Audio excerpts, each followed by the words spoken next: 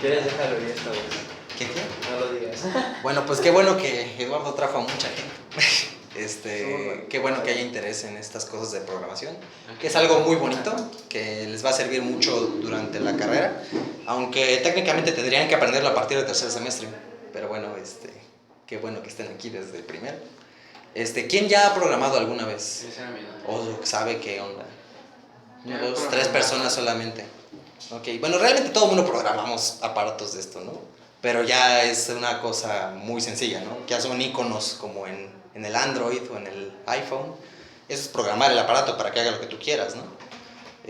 Solo que uno tiene que diferenciar los niveles de programación, que son la forma en la que tú te comunicas con la máquina. Un nivel muy alto es de iconos, que es lo que tú usas en la computadora en Windows o en Linux o en el Android, en el iPhone. Ese es el nivel más alto, de que tú no tienes que entender mucho de lo que está haciendo la máquina. Y aquí vamos a ver un nivel un poco más abajo. Cuanto más abajo te acercas al lenguaje de la máquina, que habla con unos y ceros, que son voltajes. Voltaje de 5 volts, voltaje de 0 volts. Entonces, este es un lenguaje intermedio. Vamos a ver el lenguaje C y C++, que son, según Ahmed, lo mismo. Según Eric, ¿no? Básicamente, en este lenguaje se basan todos los demás lenguajes de programación que hay en el mundo. Entonces, por eso es importante conocerlo, para que se den una idea de cómo funciona, cómo programas para que la máquina haga lo que tú quieras. Y ya después de eso puedes migrar a otros lenguajes como, ¿qué te gusta? Java o Python o otros softwares que se usan en todos lados. Entonces esperemos que les guste esta pequeña introducción para que le agarren confianza a la programación. Y no van a aprender aquí todo, pero después con nosotros, o ya sea en YouTube, o ya van a poder entender un libro que lean al respecto. Ojalá y les guste. De hecho, no se pueden complicar mucho la existencia. El primer pasillo de la biblioteca para acá está lleno de programación. De muchísimos softwares. Sí. Los buenos libros están en inglés, una lástima. No ¿todos hablan inglés? ¿Quién le agarra el inglés? 1, 2, 3. Mira, si le sirven de consuelo, yo no le doy ni tío, Bueno, con los que no le agarren es muy sencillo. Y en la programación está en inglés todos los lenguajes, creo. No, hay unos que están en alemán, pero no creo que se metan con ellos. O sea, son instrucciones que tú vas a meter, en vez de picar iconos, tú vas a meter instrucciones escritas en algún idioma humanamente comprensible. Y hay unas en español, ¿verdad? Para que la compu entienda. Ya existe ya. Pero bueno, pues los dejo con Ahmed. Esperemos que les guste el curso. Eventualmente con estos conocimientos van a poder programar estas cosas para controlar cosas electrónicas. Esta es una Raspberry Pi, de las que usamos para controlar el dron. O por ejemplo, este es un PIC, el chip de aquí adentro. Ahí trátenlos con amor. Esta es la lata voladora. Esa sí trátenla con estos lenguajes van a aprender a programar tanto computadoras como aparatos como estos, que también son computadoras pero menos poderosas, ¿vale? Y pueden programarse supercomputadoras seguramente. Apenas quieren hacer eso. Pero bueno, ya hablaremos de eso en el futuro si quieren, ¿vale? Sí, este es un curso muy básico, es introducción a quien no sabe nada de programación, nada, desde cero. ¿Sale? Bueno, pues los dejo con Ahmed, aquí ando. Ahí está el camarógrafo. Sí.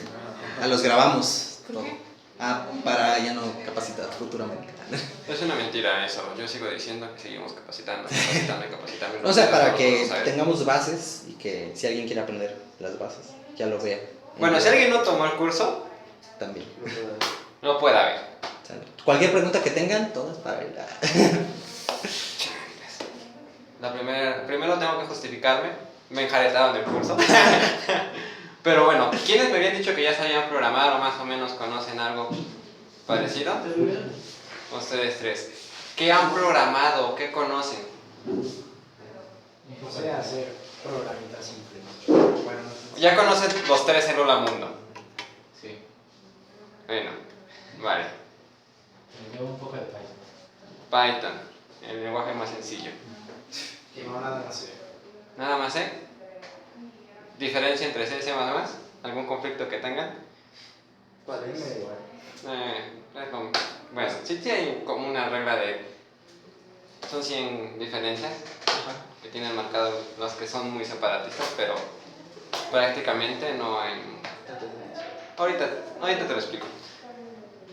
Bueno, Vamos a ver, ¿qué es programación? Bueno, como ya lo dijo Eric, es otra cosa que diseñar, codificar y depurar, como dice Wikipedia. ¿De dónde sacó Ariel esto? No sé. Un código fuente, a manera de que la computadora lo pueda comprender. Esto se hace en base a lenguajes, textos que ya están estipulados, en la mayoría en inglés, para poder hacer o crear un grupo de funciones que hagan que la computadora haga algo. No siempre va a ser lo que nosotros queremos, pero siempre va a ser algo, ¿no? Eso es algo básico. Ahora, los lenguajes de programación se dividen prácticamente en 3 niveles. El nivel 1 es de código de máquina, es muy específico y prácticamente es binario. El nivel 2 es de uso de ensamblador, ese ya lo llegarán a ver creo que en cuarto semestre, cuando vean microcontroladores. Creo que sí les enseñan un poco de ensamblador, ¿verdad? Mucho de ensamblador. Van a ser expertos en ensamblador entonces. Y el tercero, que ya sea un nivel más alto, es el que requiere interpretadores o compiladores como los que me imagino que ya tienen en sus computadoras para poder pasar al primer nivel. Ahora, entrando más a detalle entre los niveles, el primer nivel es, ya lo dije, un lenguaje de máquina, es binario, se ejecuta directamente en el CPU de lo que estemos programando, sus instrucciones son unos y ceros, y prácticamente hoy en día muy pocas personas lo manejan. Yo solamente conozco de aquellos que se dedican a crear o diseñar procesadores que manejen este tipo de lenguaje. De ahí en fuera, no creo que alguien más lo maneje. Los tecnólogos también lo manejan. Los tecnólogos manejamos la versión simple, que son puertas lógicas, hasta ahí me quedé. De ahí en fuera no conozco a alguien que sea experto en lenguaje binario. En quinto lo verán. En quinto ya lo verán. No hay nadie experto aquí en esta carrera. No, si quieren aprender ensamblador es nada más decirle al aparato, quiero que sumes este número con este otro número. Y luego le restas esto y lo guardas aquí y le aplicas una operación AND. Y tú debes saber qué tantas operaciones tienes que hacer para que te calcule una derivada, por ejemplo. O sea, tú tienes que darle paso por paso, súmame este con este y réstale este. Y la multiplicación no le dices multiplícame, le dices súmame 10 veces este número a sí mismo. Es una lata. Entonces es una lata totalmente. Entonces, Sí, bueno, regresando a lo que por dice eso hay Eric. otros lenguajes. Ajá, el ensamblador, que prácticamente es un conjunto de bloques, ya son bloques de lo que es el primer nivel, que ya viene predefinido. Esta serie de unos y ceros hacen esto, esta serie de unos y ceros hacen esto otro. Ya son pequeños bloques que tienes predefinidos y que puedes ir ordenando para, como dicen, hacer sumas, multiplicaciones, derivadas. Híjole, hace poco sí te adelantarías a hacer una derivada en el ensamblador. Bueno, te avientas todo el fin de semana haciendo eso. Y el tercer nivel y último, pues es el que vamos a estar viendo, y es un nivel un poco más amigable con las personas. Son lenguajes, texto burlo. La mayoría está en inglés, es fácil de manejar, y la facilidad de a diferencia de los otros, es que prácticamente no necesitas tener conocimientos acerca del CPU, porque el compilador es el que se encarga de hacer esas traducciones. En el caso del ensamblador va muy pegado al tipo de bloques que maneja el CPU que estás haciendo, porque si el CPU no reconoce los bloques como las funciones que tú conoces, no va a ser prácticamente lo que tú quieras, va a ser algo diferente. ¿Qué es el compilador? El compilador, ahorita voy a esperar un tantito, comento. Ah. El compilador, de una vez, antes de que otra cosa. El compilador no es otra cosa que un traductor. Pasa lo que es el texto a bloques que ya son conocidos dentro de la computadora, y esos mismos bloques son un conjunto de unos y ceros. Lo único que hace es una pequeña traducción de lo que nosotros estamos escribiendo en texto a lo que la máquina comprende en lo que son voltajes de 0 a 5 volts. Ahora, el código fuente. Este es, como pueden ver, un texto simple. Hay que diferenciar entre dos tipos de código fuente. Hay código fuente que es compilable y código fuente que es traducible. El que es compilable, por lo regular, pasa a ser ceros y unos. Es aquel que vamos a estar transformando en lenguaje máquina, porque prácticamente va a funcionar sobre la máquina. Y los lenguajes que son traducibles son aquellos que van a funcionar sobre un programa que los va a interpretar. Un ejemplo sencillo entre uno traducible es HTML, que es traducido por un navegador y que prácticamente no se involucra mucho con lo que es el CPU. Prácticamente el navegador lee el código y te lo interpreta en una página web. A diferencia del que es compilable, que podemos ser un navegador que traduzca lo que es el HTML. Hay que tener claras esas diferencias porque a veces sí se pierden en que dicen es que estoy compilando HTML y la verdad es que no lo estás compilando, lo estás interpretando.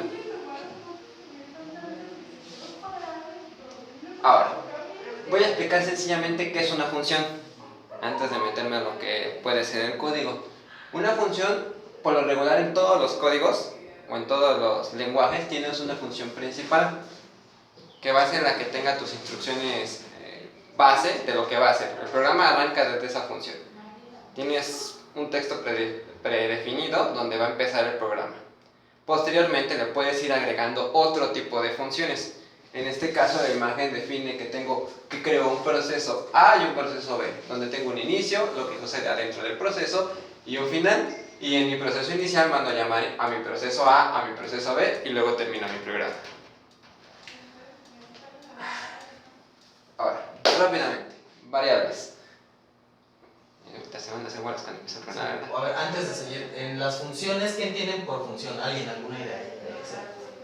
¿Cómo las han escuchado antes? ¿Qué es una función? ¿En matemáticas? No sé. Es una regla de correspondencia. Ok, ¿tú qué le tienes que dar a la función? Le das un número normalmente y la función te devuelve otro número. Ok, las funciones en programación es igual. Bueno, le puedes meter más números, le puedes meter varias variables, ¿no? La X, la Y, o con cualquier nombre que tú quieras, y te va a devolver algo, te va a devolver un resultado, ¿sale? Es básicamente eso. Ahora, estas variables pueden ser estas. Vale. Las variables, las que voy a estar manejando van a ser las de C, C++, las básicas. Existe una lista de 20 variables que no voy a retomar todas. Las más sencillas es el entero largo, el decimal simple, el decimal doble y el carácter. La manera de escribirlas en texto es la siguiente: int, long, float, double y char. Como dato adicional, la memoria que requiere cada variable para funcionar o cada grupo de variable, en el caso del entero son 2 bits, en el caso de un entero largo son 4 bits y así sucesivamente hasta el carácter, que es solamente un bit. Tienen un rango, el del carácter tiene todo el código ASCII, que son los 255 caracteres conocidos de manera general. Lo que es el entero tiene del menos 32.768 al 32.767. El entero largo es mucho más grande. Y el decimal prácticamente abarca la mayoría de los números que puedes manejar en operaciones matemáticas, prácticamente para quien maneje más, con la diferencia del entero que este maneja todos los decimales, maneja n decimales, entonces te permite crear un límite bastante grande de todos los números que puedes manejar. Un ejemplo sencillo es que en un float puedes guardar pi con todos sus decimales hasta el infinito. Trabar la computadora después, pero sí se puede. A ver, ¿me permitirías agregar algo? Claro. Ahí nada más, ¿esto de los bytes les suena conocido a todos? ¿No? Ok, los bytes son nada más conjuntos de unos y ceros. Es un conjunto de 8. Cada byte tiene 8 unos y ceros. Entonces, con esos 8 unos y ceros tú puedes representar cosas como números en lenguaje binario. En un solo byte, o sea, con 8 unos y ceros, puedes representar hasta 255 números, del 1 al 255, ¿sale? Si le agregas otros 8, puedes representar todos estos, hasta el 32.767, o puede ser negativo también para representarlo. La compu, cuando guarda los datos, no te puede guardar todos los números. Ven que los números son infinitos, ¿no? Desde menos infinito a infinito. Te los puede nada más guardar algunos de ellos. Y estos son los rangos de dónde a dónde te los puede guardar, dependiendo del tipo de variable que tengas. Entera, entero largo. El entero largo te permite guardar números más grandes, si se fijan. Va hasta los millones o más. El decimal es nada más números con punto decimal, ¿sale? Estos son más cortos y estos son todavía más largos.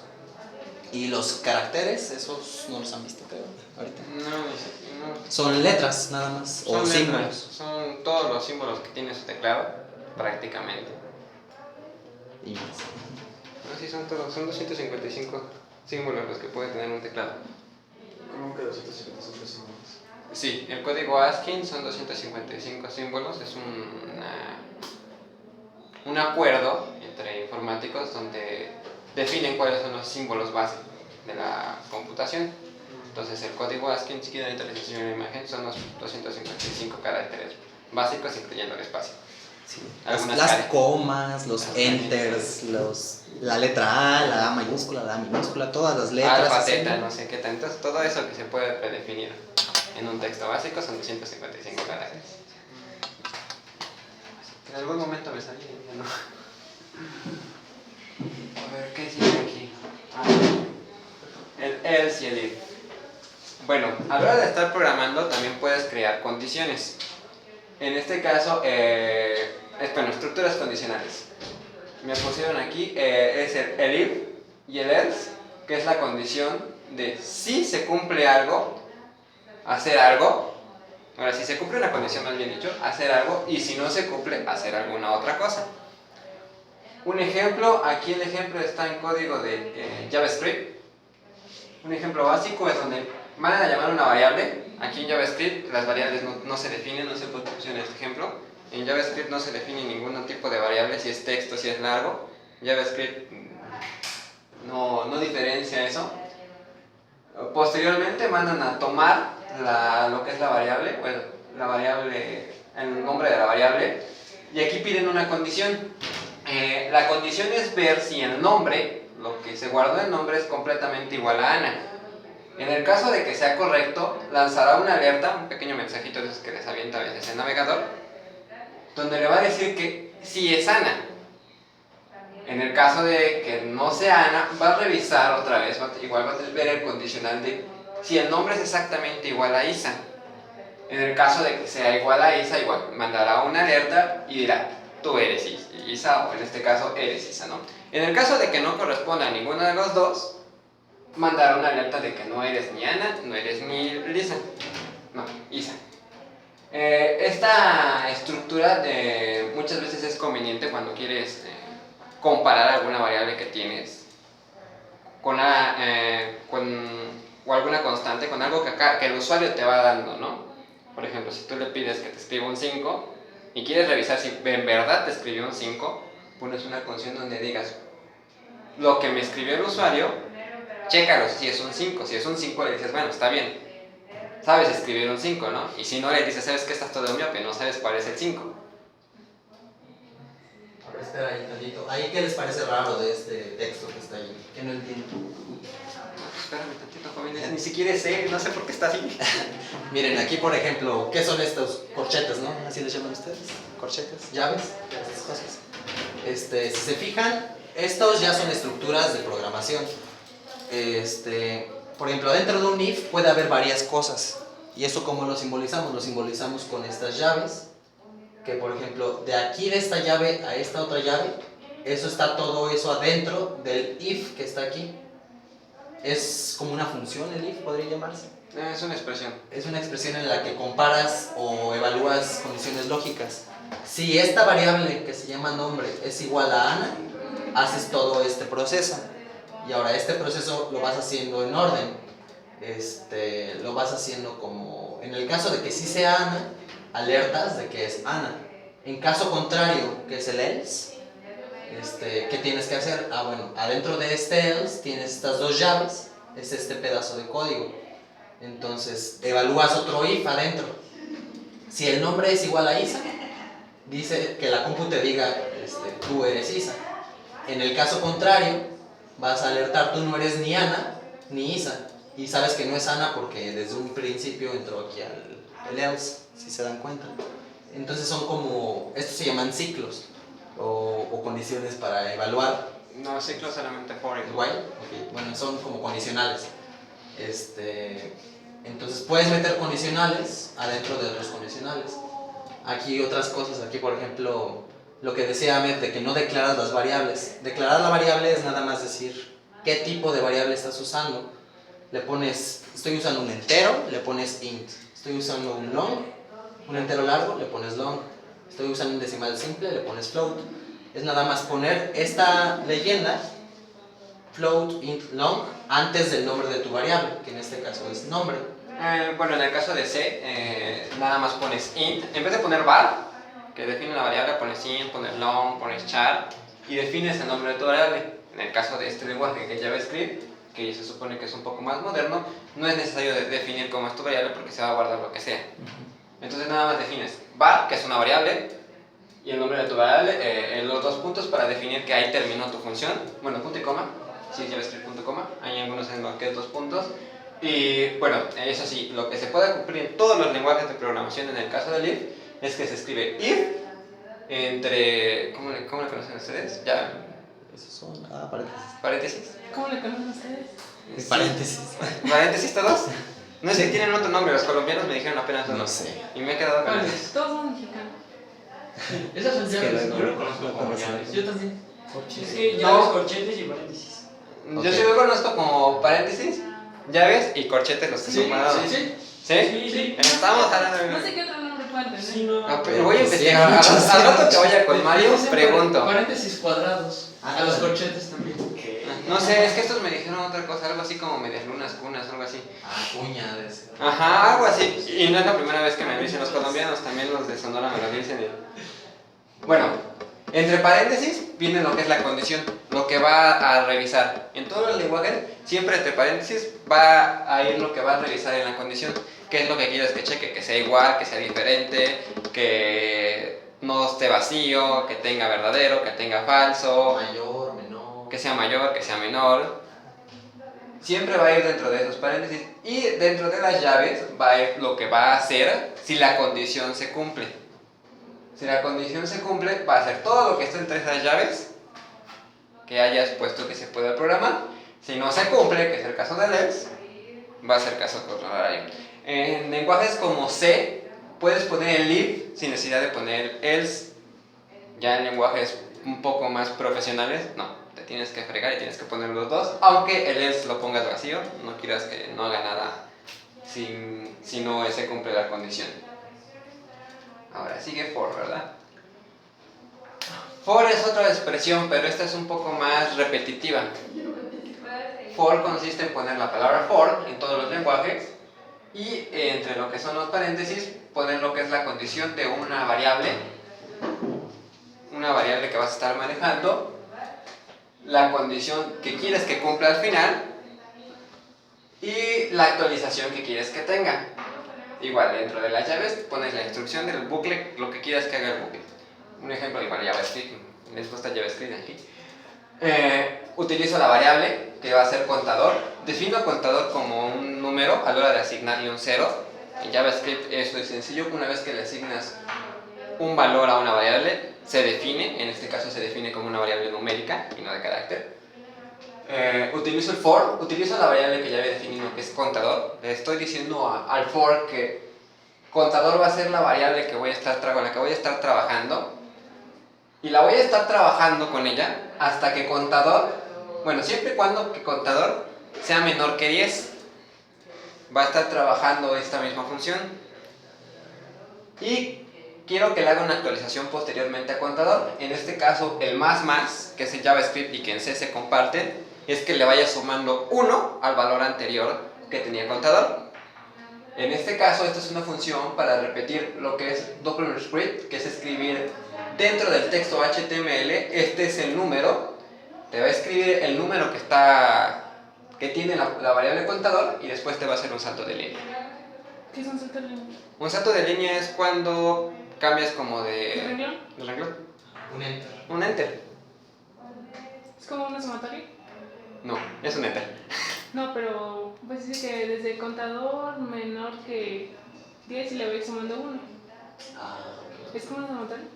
No, es un no, proceso repetitivo. Es un proceso repetitivo. Haz de cuenta que Sí, el bucle, o loop, o ciclo. el for te es sirve algo para que se repetir una repite. función un número específico de veces.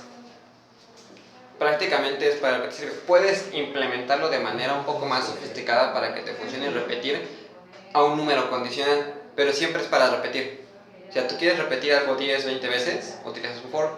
En este caso, utilizas una variable, que va a ser la variable que va a ir contando las veces que se repite el bucle.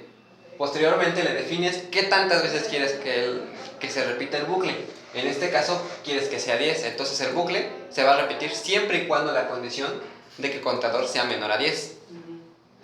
Y posteriormente le dices cuál es la actualización que va a hacer cuando termine el bucle con tu variable. Que la actualización es a lo que tenía contador, le sumas un número más.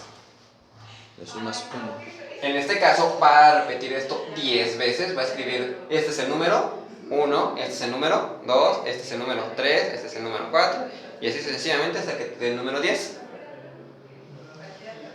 Como les dije, son más bucles repetitivos que puedes definir en números. Hay otra parte en la que puedes definir que se repita en función de que sea verdadero o falso, pero la verdad no tiene mucho caso porque existe otra función que se llama while, entonces está de más. Pero prácticamente for te sirve para repetir un número determinado de veces Una tarea. alguna tarea, ¿no? Bueno, no solo una, puedes poner varias aquí. Esta es una instrucción, puedes poner otras abajo. Y cada vez que acabes una instrucción le pones punto y coma. Así es el lenguaje. Cada vez que pongas una instrucción, punto y coma, ahí termina esa instrucción y vas a la siguiente. ¿De aquí alguna duda de para qué sirven estas estructuras for? Entonces, ¿para qué son? Son ciclos, para repetir instrucciones varias veces. ¿La han utilizado con el dron?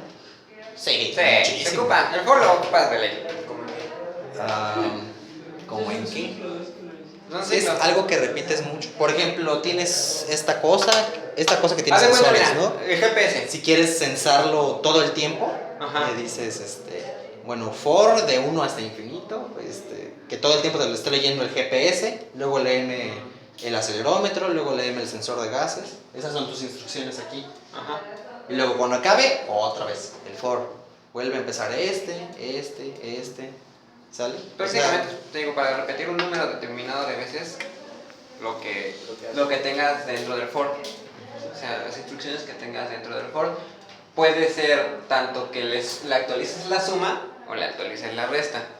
Prácticamente se le pueden actualizar otro tipo de cosas, pero Sí, son más complejas. Lo normal es que le sumes, sumar un número, sumarle 2, le pondrías más 2, contador más 2, o así, es lo Sí. que vas haciendo. de hecho, El más es como, sí, es general, ¿no? Todo el mundo lo usa. todos los Para lenguajes sumar más- 1, nada más. sumar las sumas, sí, eso es general en todos los lenguajes, hasta en Python, ¿no? Sí. Si no me equivoco. Ahora, su primo hermano, while y do while. En el caso de while, es la condición de mientras se cumpla la condición,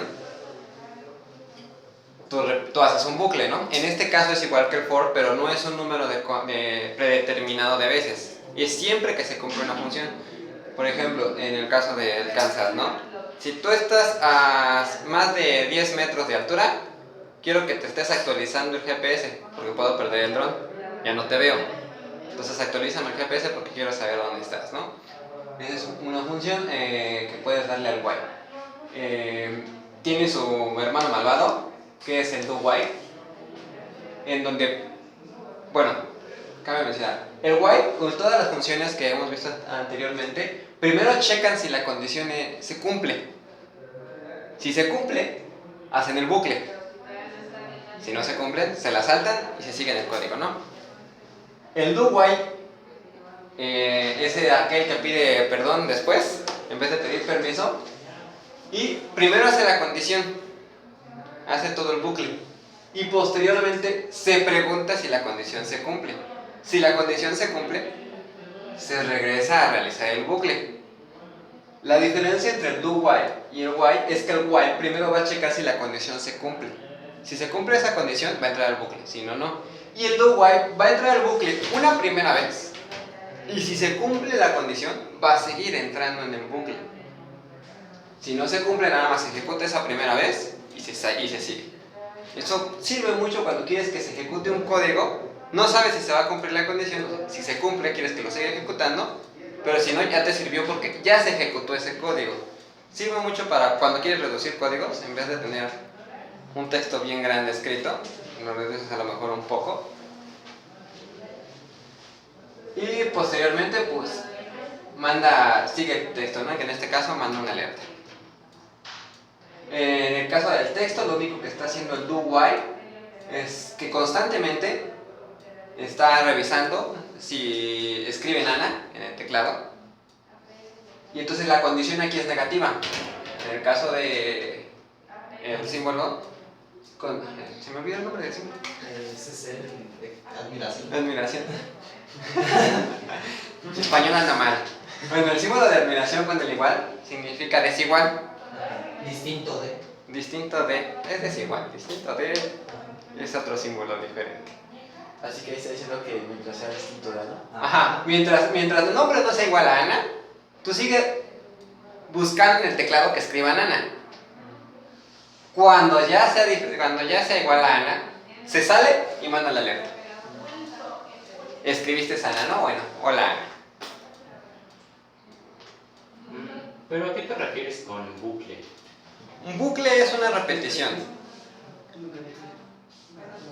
Yo les dije. Sí, Un lo dijo. bucle es un loop o un ciclo, algo que se repite. ¿Sale? Eso, procesos que se repiten. ¿Sale? Que están estirando hasta que... Ve un bucle como un círculo vicioso. Literal. Tiene un inicio, pero posiblemente, dependiendo de cómo sea la condición, puede que no tenga fin o que de repente sí tenga salida. Es como una glorieta. Tú decides si sabes salir de la glorieta o no. Te quedas Digo, para los que saben manejar, Si te digo, cuenta del 1 al 4. 1, 2, 3, 4. Cuenta otra vez. 1, 2, 3, 4. O sea, haces esa operación hasta que algo cambie, hasta que yo te indique otra cosa. Ah, ya. ¿Sale? sí, es un círculo hasta que de repente diga, no sabes que ya sale. Sabes que ya sé. Ahora, este es el switch. Este sí es E. Bendita sea. El switch es para checar si tienes diferentes condiciones, cuál de las condiciones se cumple. Igual, checas una expresión, lo que vas a checar lo pones dentro de los paréntesis y en este caso, con la palabra case, pones en las etiquetas lo que quieres a lo que sea igual o a lo que vas a comprar. Y al final tienes tu default de que si no se cumple ninguno de los casos, se hace esto, ¿no? Es muy parecido al if, pero es un if complementario. En este caso, que es en C, aquí checa la variable ch. Aquí sí podemos ver un ejemplo de cómo se define una variable, que se escribe char, se escribe el nombre de la variable, punto y coma. Posteriormente, a char se le asigna lo primero que se escribe en el teclado. Esta función que se llama getChar es específica de C y es para definir lo primero que se escribe en el teclado después de que inicie el programa. Se guarda en la variable sh. ¿Por qué está el paréntesis ahí solo? Los paréntesis definen una función. Por ejemplo, en el caso del printf, entre paréntesis va el texto, pero todas las funciones, tengan algo adentro o no, llevan paréntesis para definirse como funciones de un texto de programación. ¿Se acuerdan de las funciones matemáticas, las que decíamos hace rato? ¿Cómo son? Fx, ¿no? F de x. Y también le ponen ahí sus paréntesis. La F Es una se llama copia de F esta y adentro del prácticamente. paréntesis le metes las cosas que quieres que utilice. En este caso, getChar tiene sus paréntesis como una función, pero no necesita que le metas nada. Ella puede hacer operaciones aunque no le metas algún valor o algo. Sí, ella no requiere un valor. Pero hay algunas funciones que sí, printf, sus paréntesis, y necesita que le metas algo, por ejemplo un texto, porque printf te muestra en la pantalla ese texto, es lo que hace. Te va a mostrar el texto que tú le pongas, te lo despliega en la pantalla negra esa de Windows, no sé si la conoces, Command Console, la terminal, la consola, SMD. ahí se va a desplegar ese texto. Pero hay funciones de muchos tipos, por ejemplo aquí puts es otra. ¿Qué otra vez? Todas son de C. Esas todas son de C. El main también es una función, la función principal que les decía Ahmed, o sea, todo el programa está aquí adentro. Por ejemplo, la función getChar, ¿qué es lo que haría? getChar recoge la primera letra del teclado. Es una función ya predeterminada de una biblioteca. Vamos explicando qué es un código aprovechando que tenemos una de reglas. Cuando le dices al programa, ok, vamos a iniciar el programa, él se va a ir en orden. La compu solo puede poner su atención en una instrucción cada momento, ¿sale? Va a correr primero esto, luego esto, luego esto y luego esto en la línea 6. Cuando llegue a este se va a esperar la compu, va a esperar a que tú des un clic o bueno, que aprietes algún botón, ¿sale? Le aprietas la H, por ejemplo, esa H se va a guardar aquí en la variable CH y va a continuar el programa. Y va a evaluar aquí el switch y va a hacer... Sí, el programa empieza desde el renglón 1 hasta el último renglón donde encuentra el texto. Eso es la facilidad del compilador. Lo hace en orden. En el caso de C, hay que predefinir en los primeros renglones las bibliotecas. Aquí no me pusieron las bibliotecas, mira. Pues si quieres ahorita lo explicamos. No, una biblioteca prácticamente es lo que le va a indicar al compilador qué tipo de scripts vas a estar ocupando. En el caso de esta biblioteca, yo le defino que voy a estar utilizando el script switch, el printf y el catch-up para que comprenda la máquina qué bloques va a ocupar a la hora de traducir. Sí, es nada más la biblioteca, es la que tiene todas las funciones que puedes usar. Si no la llamas, esta que se llama studio.h, no va a conocer tu programa quién es getchar o quién es printf. Sí, las bibliotecas son para que el compilador te entienda qué significa ese texto que estás escribiendo. ¿A qué pertenece? Las bibliotecas tienen sus textos predeterminados y sus funciones.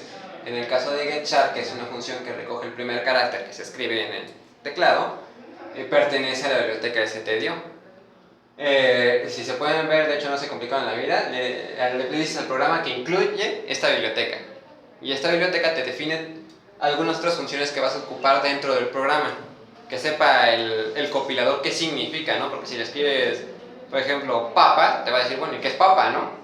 ¿Qué quiere hacer papa o qué hace papa? Si tienes una biblioteca que defina papa como la sumatoria de una función, vas a ver, papa hace sumatorias. Prácticamente es para eso las bibliotecas. ¿Lo ven? Mucho gusto. Hola. ¿Qué tal su examen? No, tengo examen. Ok. Bueno, regresando al caso del switch, aquí, como ya les explicó Eric, ya se tomó el primer carácter que se escribió en el teclado, se guardó en esta variable y posteriormente se pide con el switch que esa variable sea checada. O sea, lo que le estoy pidiendo es que esta variable se vaya a comparar. ¿Con qué se va a comparar? Con los diferentes casos que tengo. En este caso lo voy a comparar con una letra A, con una letra E, con una letra I, O y U. En el caso de que se cumpla esta condición de que sea una letra A, le va a sacar, o le va a decir más bien dicho al usuario que se ha pulsado una letra A. Si pulsa E, le va a decir que ha pulsado una letra E, y así sucesivamente. Si no pulsa ninguna de las condiciones que tenemos definidas, le va a decir que cometió un error. Ahora, aprovechando el texto, en todo lo que es C, como ya les había explicado, tenemos una función principal. En el caso de C, la función se llama main. Siempre. Para ese lenguaje, inMain va a ser la función principal. Esa es una palabra que no puedes ocupar para ninguna otra función, script, variable, nada. Es una palabra que ya está predefinida porque va a ser nuestra función principal. Aquí en las funciones, como dice Eric, tienes que darle un valor a una función y la función te va a regresar un valor. En el caso de este programa, le pusieron que la función es vacía, que no le tienes que dar ningún valor y que tampoco te va a regresar ningún valor. Eso es cuando defines una función. En el caso de Getch, que ya está definido dentro de una biblioteca, igual debe de estar definido Getch como una función vacía, porque no vas a ocuparla. ¿Puedo añadir algo más? Claro. Sí, aquí es void, si no alcanzan a leer es void, es de vacío, ¿sale? Entonces ahí vas a escribir las funciones o las variables en varios puntos del programa. Pero por ejemplo, una cosa es cuando la defines, la definición de la variable o de la función, y la otra cosa es ya cuando la estás utilizando. Si se fijan aquí, Aquí, ¿qué es esto? Char CH. ¿Cómo dijimos que se llamaba eso? Se llamaba definir la variable, en este caso se llama CH. ¿Y de qué tipo de variable es? Es un char, un carácter, una letra, un número, pero como un símbolo, no como un valor, ¿sale? Pero ahora acá ya lo estamos usando. CH va a tomar el valor de getChar. Ahora, en este caso, las funciones también se definen. Main es una variable de tipo entera, o sea que el resultado que nos va a sacar va a ser un número entero, un 1, un 2, un 3, algo así. Y aparte, le tenemos que dar un valor, pero en este caso no hay que darle valor y es necesario ponerle esta leyenda, void, de que va a estar vacío. La en función, el caso de C. Si tienen un compilador con C++, Ajá. aunque no le pongan el void, automáticamente funciona. Entonces, cuando la defines, sí es necesario poner el void, pero si se fijan, hay aquí algunas funciones. GetChar no le pusiste nada en los paréntesis, ¿están de acuerdo?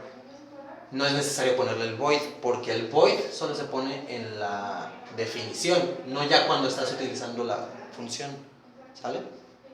Es nada más como sutilezas de los lenguajes de programación, y en especial C, que es uno de los primeros que salió. Una pregunta.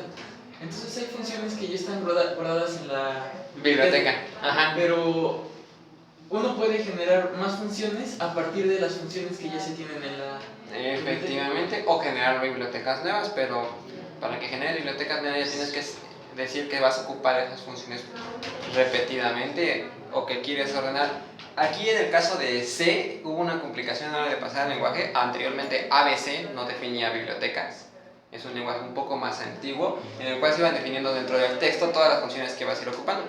Había un cacho grande en el que primero definías todo lo que ibas a ocupar y ya posteriormente lo ocupabas. En el caso de C decidieron separarlo, ¿no? Las bibliotecas son las que definen funciones y ya posteriormente el texto es el que ejecuta las funciones. Posteriormente, como a veces es muy complicado hacer una biblioteca para estar separando, también dentro del texto se permite formular otras funciones que puedas estar ocupando. Sí, y sí vas a poder hacer tú tus funciones. De hecho, antes de poner este texto de int main, que es la función principal, arriba tú vas a declarar tu función que tú quieras. Int, la función se llama resuelve mi tarea y le metes los ejercicios de la tarea de ¿quién les da clases? De LOSC, Aragón. Y al final él va a hacer todo un proceso y te va a devolver, mira, estos son los resultados de tu tarea, ¿sale? Eso lo pones aquí antes de la función principal y ya ahí no se van a hacer los procesos. Tú vas a llamar a tu función acá abajo adentro, le vas a decir ch igual a resuelve mi tarea, paréntesis, y le das los datos y ya él te va a resolver todo el show y lo va a ejecutar ya hasta que estés aquí adentro en la función principal. Ahorita hacemos un pequeño programita porque no me gustó la presentación. Bueno, ese es el caso del switch. Ahora, voy a retomar lo que es las diferencias entre... La diferencia básica, no me voy a meter a todas, entre C y C++. Primero, sí conocen que todos los archivos en una computadora tienen una extensión. En el caso de los archivos de Word, la extensión es docx. Si fuera un archivo de texto de blog de notas es xtx, no, txt. Es que en el Linux es al revés. Bueno, también lo que son los archivos donde guardas el texto de C. En el caso de que sea C puro, va a ser .c. Y en el caso de que sea C++, no se complica en la existencia. CPP, una reducción de C++. Otra de las diferencias que a lo mejor puede causar muchos conflictos es que si tú tienes un compilador para el lenguaje C, única y exclusivamente te va a compilar C. Si tú le metes C++, te va a mandar por... Te va a decir que no, que estás mal, que tú lo que estás programando no es el lenguaje que compila. A diferencia de que si ya tienes un compilador para C++, que me imagino que ya la mayoría trae un compilador así, y ese no va a distinguir entre C y C++ porque la mayoría de los programadores no lo hacen, solamente aquellos que son extremistas hacen la separación entre C y C++. De hecho, si buscas muchos textos en internet, hay una combinación horrible en la cual de repente es C, de repente C++, de repente C, de repente C++, y después una combinación hasta con Python. Interesante. Ahora, otra de las diferencias van a ser los operadores lógicos. que también puede generarles conflictos a la hora de estar trabajando. Como ya vimos, el doble igual es exactamente igual en una condición. En este ejemplo tenemos un if donde se checa la variable cx sea exactamente igual a 0 y que se cheque que la variable dx sea diferente de 0.